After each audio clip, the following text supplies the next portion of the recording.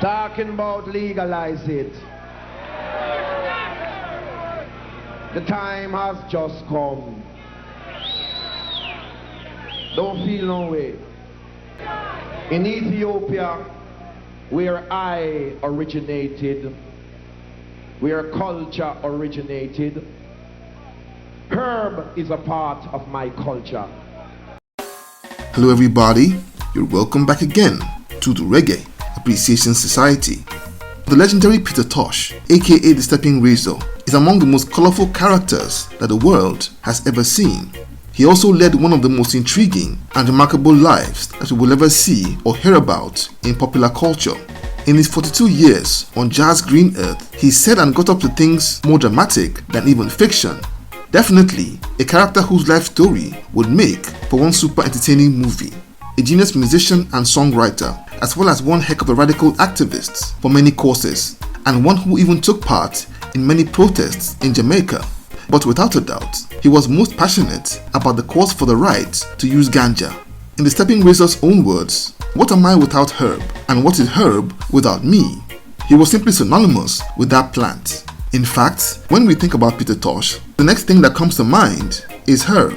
Unlike these days, when attitudes to it are a lot more relaxed, he shocked the world in 1976 with his debut album, Legalize It, with the title song that was a bold in-your-face cry for legalization. It would be the first of many protest songs about that subject. And one thing many people don't know about that legendary disruptive album is that in 1975, when work on the album had just started, Peter was short of cash and couldn't afford the costs of production, and that project was eventually paid for with ganja money via a smuggling operation which is worthy of a Hollywood production. Let's take a look at the tale of the cash behind Legalize It. By late 1973, the Wailers were simply hanging by a thread, as after a period of internal tensions, Bunny Wailer had eased himself out of that group, while Peter and Bob, then on tour of Europe, were barely on speaking terms. And after a heated face-off backstage, Peter also walked away and would embark on a solo career. The trio were now essentially solo acts, but while Bob and Bunny were kept on at Island Records, Chris Blackwell showed no intention or interest in working with Peter. And Peter also was no fan of Blackwell and forged ahead by forming his own record label, Intel Diplo, and beginning work on the songs for what would be his debut solo project. But he was a musician and artist to the core and knew next to nothing about production or management, and he needed someone to act as his manager to get things going. The spark he needed came in the form of American visual artist Lee Jaffe, who came into that circle as a friend of Bob Marley in 1972 and grew into a role as the Wailers' quasi-manager and jack of all trades. Back in 1972, Lee Jaffe had first visited Jamaica at Bob's invitation and ended up staying over there for 5 whole years as a member of the inner circle of the Wailers, and even played harmonica on some tracks like Talking Blues. He stayed on with Bob and lived at 56 Hope Road after the exits of Bunny and Peter, until Bob hired professional artist manager Don Taylor in 1975. Don Taylor and Lee Jaffe didn't get along, so the latter felt it was time to quit and go back to New York. He was getting ready to leave Jamaica when Peter convinced him to stay back and help him out on his debut project.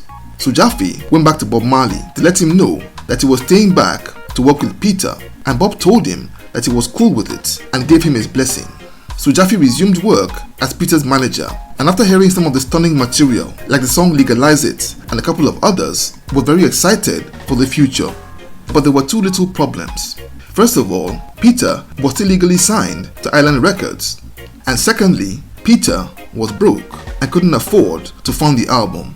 But Jaffe went to work regardless. He reached out to Chris Blackwell and convinced him to release Peter from his contracts. And with that settled, he also reached out to Bob Marley for some help with money for studio time, and the Top Gun sent some cash, but it was only enough to record 3 songs. So Jaffe's street credibility kicked in, and he came up with an audacious plot to raise the seed money, no pun intended. The New Yorker had had experience dealing in weed long before coming over to Jamaica, and was close friends with some of the biggest ganja dealers in the Big Apple. He saw that ganja was in abundant supply all over Jamaica and that there was a huge market for it close by in the US. So he did the math and figured that all it would take to fund the album would just be one good deal.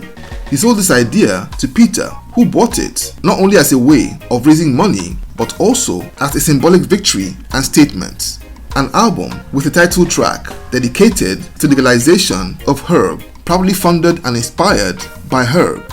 So Tosh and Jaffe got in touch with a big-time pot dealer in Miami that could buy out their entire cargo and also invest in the album.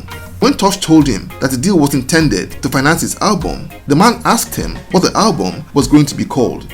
And when Peter said, "I'm gonna call it Legalize It," the dealer got very upset and said no, stating that legalizing pot would put him out of business. So after a heated and lengthy back and forth over the phone, the man agreed to buy the entire cargo. So Jaffe went to work and found a pilot as well as a DC-3 plane. They loaded that aircraft with hundreds of pounds of pot which had been sourced from local farms and took off at sunset for Miami. It was simply an extremely risky mission as the pilot had to fly the plane at just 100 feet above the Caribbean Sea to avoid radar detection.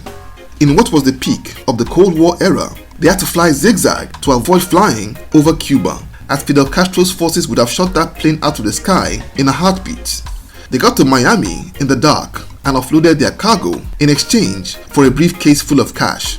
That shipment had raised $75,000 that was more than enough to complete the album, and the end result was a roots reggae classic, which is one of the greatest ever produced and featured 9 excellent songs, powered by background vocalists like Judy Mowat, Bonnie Wailer, and Rita Marley, not to mention the spectacular instrumentals from master players like Robbie Shakespeare and the Barrett Brothers.